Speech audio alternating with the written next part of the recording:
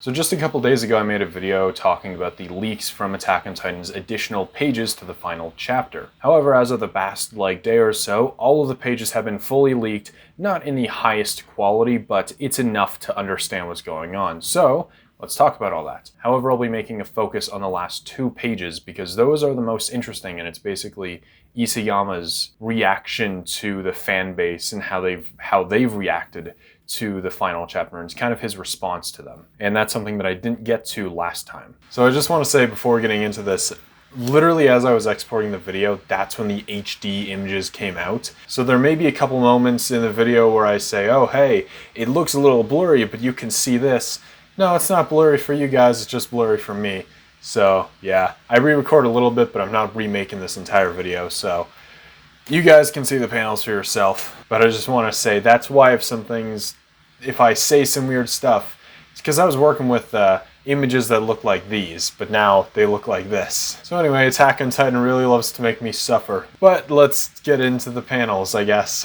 So technically there's 8.5 pages, but the first one is when Armin is saying, hey, I'm Armin and I killed Eren, the destroyer of the world. And instead of Mikasa walking away, we get her walking away and finding Ymir. From there, Mikasa says, I think your love is like a long nightmare. All the lives that have been taken, you can't get them back. Even though that's the case, this current version of me exists because you gave birth to those lives. Rest in peace, Ymir, and that's when Ymir disappears.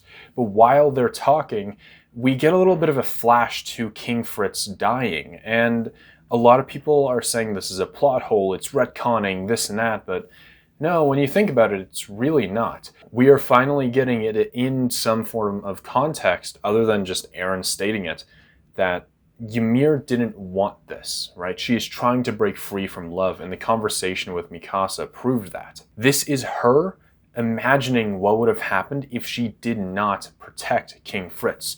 You can see in the next panel, on the next page, it's hard to make out, but it's Ymir with her 3 daughters, hugging them. So this isn't any retconning, changing the timeline, this is just her imagination, which could also be an alternate timeline, but it's not really an official one. It's just Ymir imagining, what if I wasn't bound by this love? And I imagine in the afterlife, she's kind of living through this alternate world just because she is now free, just like Mikasa is free. Except not really, because Mikasa still obsesses over Eren even after his death, but that doesn't matter. The point is, that is Ymir showing us that she's free, instead of Eren just stating, I don't know, I think it's love, but who knows? And so it is fleshing that out a little bit more. And then we get the panel of Mikasa walking away. Just it's put on a different page. And now there's no confirmation of this, but I imagine this is where we'd get the 3-year time skip of seeing Historia and her kid with the farmer. From there, we get the pages of just them talking, and then we see the scouts just mingling, Rainer being a simp, and then Historia preparing everyone for war. And that's when we get Mikasa just sitting at the tree saying, hey, they're coming by soon. And that's when she gets her scarf wrapped around her. From here, this is about 80 years later, and you can see Paradis is looking pretty dang good. It looks just like Marley, if not even better than what Marley looked like. So this has to be a good 80-ish years in the future, 70, 80. So Mikasa is looking pretty old, and you can see here in the next panel, she actually dies, so that's cool. She lives a nice, peaceful, long life with everything around her. They have all these cool, fancy cars. Did Marley even have cars? I can't remember. So things are looking pretty well for them right now, and you can see she's buried, or she dies, or something happens at Eren's grave. I assume she's getting buried next to him. I don't know for sure, though. But then you can see here in the next page, Paradis just gets absolutely destroyed. But you can see these are even more updated buildings. This happens many hundred years in the future. This is probably modern day, or close to anyway. This is when the war actually happened. So honestly, Eren achieved peace for a lot longer than I thought that he would, which is very interesting. But then you can see here after in the next panel, that's when everything's destroyed, except for Eren's tree. It somehow survived. And then from here we get a boy and his dog checking out the area, and you can see there's moss growing everywhere. And so this is even further in the future. This is most likely, I'm going to say 2,000 years since Mikasa's death, right? About 2,000 years since then, we'll say, for a random number, right? And we can see this is the end of Attack on Titan, with the boy walking up to the tree, Aaron's tree, about to recreate the Titans in the modern era. Not gonna lie, I was planning on doing a whole pre-write of Attack on Titan's possible sequel, but this really does throw a rock in it. Knowing that this takes place in the modern era, I don't like that. But that is very interesting. I thought that this was only maybe a couple hundred years in the future this takes place, but no, this is far in the future. But then again, some of the architecture doesn't look modern. You can see in the destroyed buildings and ruins, that doesn't look insanely modern, I wouldn't say. So I'm thinking that this is somewhere in between Marley and the modern world, right? Something like that. This isn't completely our world yet, I don't think. And you can see here when Paradis is getting destroyed, you can really see the scale of Aaron's tree. You can see the bumps in this where they're all gathered around. You can see little bumps around the tree, but the tree overgrows them entirely. That thing is growing. So no wonder that tree survived the war. That's insane. But this does most likely, this boy most likely takes place in around the modern world, if not in our future, which I'm not too sure how much I'm a fan of that. And like I said, I did cover a lot of this in another video. So if you want my thoughts on everything more in depth, I guess, go check out the other video. But this is where I want to talk about the final 2 pages, because there's still 2 more that I never touched. And I think that it really says a lot about Isayama's thought process. A lot of people are saying that Isayama added these pages just to piss off the fans. But in reality, no, as I explained, it just explains things a bit better. It doesn't make anything more convoluted or retconning anything. It just explains things. And it does add a little bit, of course. But I'm not saying that Isayama still isn't annoyed with fans. And that's where these next 2 pages come in. I feel like he's poking fun at them. So let me read off. I have a physical paper here. Let's read off what these final 2 pages say. It's Mikasa, Armin, and Eren watching a movie with Bertold in the background. He has half of his face like torn up and stuff, and I believe it's a reference to this panel right here, or this screenshot. I imagine that's Bertold. I don't see who else that could be. Maybe Falco, but I'd like to imagine it's Bertold because of the half face thing. And from here, they finish the movie and they say, it's the end. Yeah. So how was that final movie? And before we continue, you can actually see Ymir and her 3 kids walking by. And you can see this is obviously a modern day take on Attack on Titan. And we have emo Mikasa, regular Eren, and nerd Armin. And I really like that. Mikasa said, it was good. It was a really long story, but the foreshadowing really recovered it. And I got to say goodbye to the characters. Oh, it was amazing. And Armin, being a little brat that he is, then Armin says, well, Mikasa doesn't look at the discussion forums. And she's like, I couldn't hear the voice of the dark comrade very well.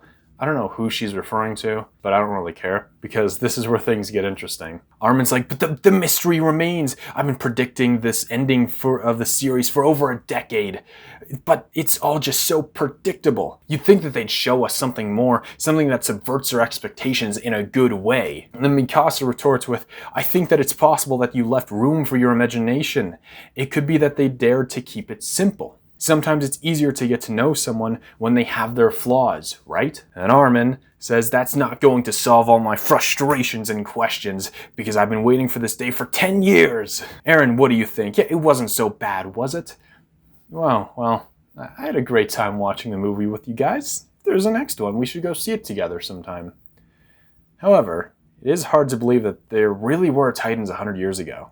Not too sure how much this is based on historical fact, though. I wish those childhood friends were real, too. Yeah, I guess so. I think it's pretty clear what's going on here. Yes, they did seem to be watching some kind of Attack on Titan movie. In this series, in this timeline, I guess, in this universe, it's a film series instead of a television series. But I think it's clear that this is depicting and generalizing, categorizing the fans when they talk about the ending. There's Mikasa, the fans who are like, no, the foreshadowing was on point, it worked very well, And I think that it was solid and good. And there's Armin who just whined about it and said, no, it didn't happen my way, and so it was the incorrect way. Then Aaron, who I have to say I relate most to in this situation, is like, I had fun. It was a good journey. The ending, sure, whatever. But it was fun watching it with you guys along the way. Because to be fair, I've only been following the series since September of last year, so I don't have much time invested into it. If this was me following it for 10 years, yeah, I might be a little bit more mad, but personally, I don't really care. It was a fun journey. And it's really interesting, though, just these 2 points of views. Because, yes, the way that the Attack on Titan has been set up, the way that the last half of the series, like ever since Marley was introduced, it really made it seem like a bigger story. And so people were expecting something different, something more extreme, I guess. Like Eren completing the world domination and everything. But then there's Mikasa who's like, no, he's human like all of us. And he has flaws of his own and this and that. The foreshadowing of him secretly being against this was all on point. And both of them have like very solid points. And I've tried to, there's a few commenters in my videos who are arguing. I'm like, hey, no, you guys both have valid points. You're okay to like it and dislike it. No one's right or wrong here. It's completely fine for fans to think of something more and something bigger than what actually happened, something that wasn't as straightforward. They expected something more than Eren to pull his punch, right? They wanted him to be this big, strong, evil villain, but in reality, that just isn't true, and the foreshadowing does support that. And so in the end, both fans are right for thinking their own way. And I think that it's interesting. It's Isayama, he decided to say, no, we're not going to flesh things out 2 whole pages more. He's deciding to take the last 2 pages and just show how dumb the fans look. Because both fans do look pretty dumb in here, right? They're both yelling over the ending of a television series, which yes, 10 years of watching, it makes sense that you'd get upset, but at the end of the day, Eren is right. It was a fun journey, and it was everyone together who made it even better. Although the Attack on Titan community can be a little iffy, I just think that the point being made here is that Isayama tried his best. It's his story, and he just hoped that you guys had fun with it. And he's also hinting at that there might be more, because with Eren saying, if there's a next one, we should see it together as well. And he's hoping the fans just to stick it out with them more. Because at the end of the day, it's just a story, right? People just get so heated over it all the time. Like, look at that Fairy Tale, Sword Art Online. People hate those shows so much with a fiery passion. And it's like, I don't know, just let people like what they like. Don't be a dick on the internet. But that's asking for too much, right? It's the internet we're talking about here. And so, like I said, both fans have a point. Isayama knows that as well. He knows that fans are expecting more because this is the biggest anime of all time, or one of the biggest anime. So of course fans are going to have their own different ideas, they're going to have their own expectations and whatnot. But at the same time, if you do dig deep into it, the foreshadowing was there. Say what you want about Isayama changing the story halfway through, yada yada. The fact that Eren was going to pull his punches and that he wasn't actually this tough, strong guy, the evidence was there. And it's just a lot of people, including myself, chose to ignore that. And so, like I said, I'm more of an Eren. What are you guys more like? Are you an Eren, a Mikasa, or an Armin? Let me know down in the comments below, fam squad. That physically hurt me to say. But I don't know. I have fun with this series, and that's all there is to it. And I hope that you guys had fun too. And there may be a sequel to the series, which is really exciting for me because a lot of people are thinking, oh, it's going to be like Boruto and it's going to be bad. But I don't think so. Because we can see here, it's obviously, I would say, timeline-wise, it's been about 100 years since the ending of the series. That is where this little boy takes place. And as we know from the original series, Ymir is the equivalent to this boy, right? And so wouldn't that mean that about 2,000 years in the future, give or take, that should be when the next series takes place? Around there. And so I don't think that's enough to say that's more Boruto. That's something else entirely. And I think it'll be better than what a lot of people are expecting. I mean, it's Isayama. Yes, he fumbled the ball at the end, but everything leading up to this, absolute masterpiece. And I personally think that he's learned his mistake of changing the story halfway and listening to fans. You don't listen to fans when you write a story. Look at George R.R. Martin. He does not look at fan suggestions or comments at all. He knows what he's doing. And so I'm thinking whatever comes next, if anything comes next, it'll be great, and I think that you guys should try it out. But of course, if you don't want to, that's completely fine. Doesn't matter. But I just wanted to give my thoughts on that, and just because a lot of what Attack on Titan, the debate right now is if you hate or love the ending. And so it's interesting that Isayama commented on that in his own fun little way. But regardless of if you like the ending or dislike it, I can guarantee you we all love the journey, right? Because that's why we're here now. Watching all these videos and discussing about it, debating so intensely, it's because we all love the story. We love everything that led up to it. And I think those are the memories that we should be cherishing rather than the ending. But anyway, I don't know. I don't know the point of this video. I just wanted to talk about this because, like I said, it's a big topic in the AOT community right now. And I just think that everybody should be respectful of their own opinions, or of each other's opinions, and think about the good times you had with the series rather than the bad. Because we all know the ending, yada, blah, blah, blah. But I don't know, when I look back at AOT, it's the beginning of the series that I remember the most, and that's what I love and treasure the most. Personally, my favorite scene is probably when Eren pushes the boulder.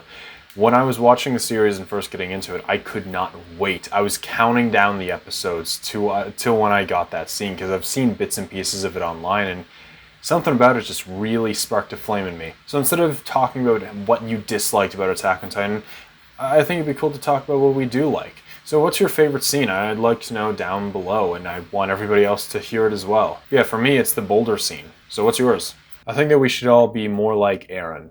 Destroy the world and enjoy a good movie together, right? And just have fun with it. So if you enjoyed this video, give it a like, subscribe for more Attack on Titan content, because surprisingly there's a decent bit more to cover. And I will see you in the next video. Goodbye.